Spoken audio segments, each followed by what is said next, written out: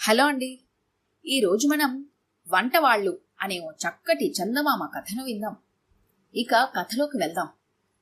పెద్దాపురం సంతలో భీమయ్య, రాఘవయ్య అనే ఇద్దరు బాల్యమిత్రులు చాలా కాలం తర్వాత కలుసుకున్నారు.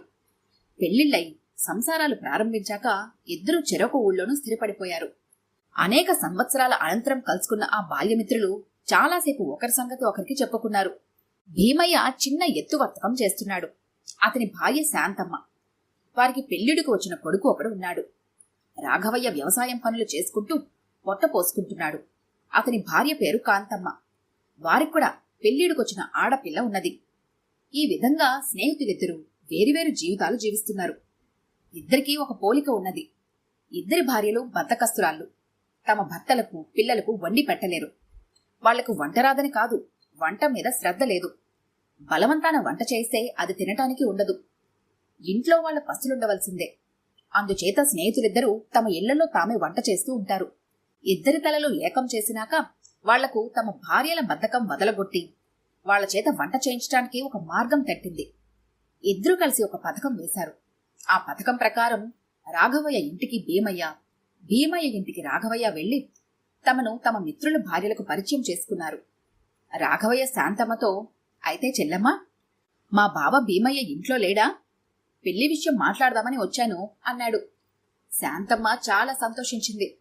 సంత నుంచి వచ్చిన రాఘవయ్య బస్తీకి తగిన బట్టలు వేసుకొని బాగా కలిగిన వాడిలాగా కనిపించాడు. మంచి కట్నంతో తన కొడుక్కి పెళ్లి అవుతుందని ఆశపడి శాంతమ్మ రాఘవయ్యతో తన భర్త సంతకి వెళ్లాడని, ఈ పాటికి వస్తూ ఉండాలని చెప్పి ఆ పూట అతనికి మంచి విందు భోజనం లాంటిది పెట్టింది. ఆ రోజు భీమయ్య రాలేదు.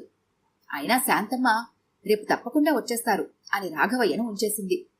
4 రోజులు గడిచినా భీమయ్య రాకపోయేసరికి 4 రోజులు దివ్యంగా భోజనం చేసిన రాఘవయ్య తనకు అవతల పనులు పాడవుతున్నాయని చెప్పి బయలుదేరి వెళ్లిపోయాడు. అతను వెళ్లిన మర్నాడు భీమయ్య ఇంటికి చేరాడు. అవతల రాఘవయ్య భార్య కూడా తన బద్ధకం అవతల పెట్టి భీమయ్యకు 4 రోజుల పాటు దివ్యంగా వంట చేసి పెట్టింది.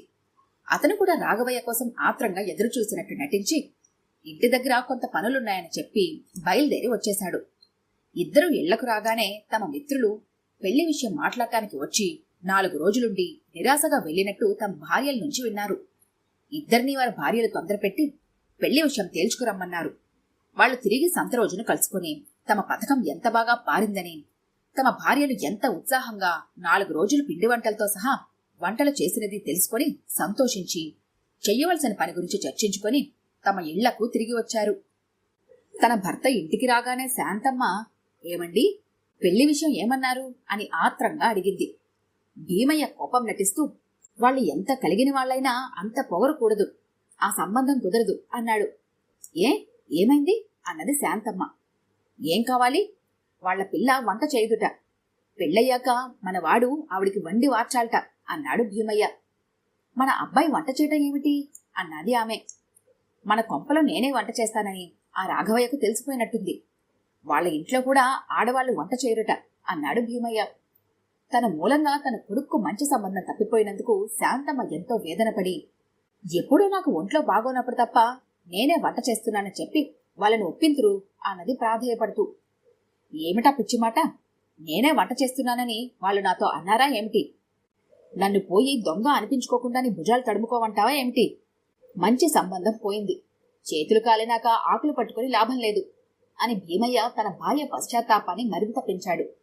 ఈ లోపల రాఘవయ్య కూడా బిక్కమొహం వేసుకుని ఇంటికి పోయి, లాభం లేదు, ఈ సంబంధం మనకు ప్రాప్తం లేదు అన్నాడు. అన్నది కాంతమ్మ. పెళ్లి కాగానే వాళ్ళు వంట వాళ్ళందరినీ మాన్పించి మన అమ్మాయి చేత ఇంటిళ్ళ పాదికి వంట చేయిస్తారట. మన ఇంట్లో మగవాళ్ల చేతులు కాల్చుకుంటారని వాళ్లకు తెలిసిందిలాగుంది అన్నాడు రాఘవయ్య. అదేం మాటండి, మీరు ఇష్టపడి వంట చేస్తున్నారు గాని నేను వంట చేయనని వ్రతం పట్టానా? మీరు ఇంట లేనప్పుడు నేను పిండి వంటలతో సహా చెయ్యలా? మీ స్నేహితుడు నా చేతి వంట 4 రోజుల పాటు తిన్నాడే అన్నది కాంతమ్మ.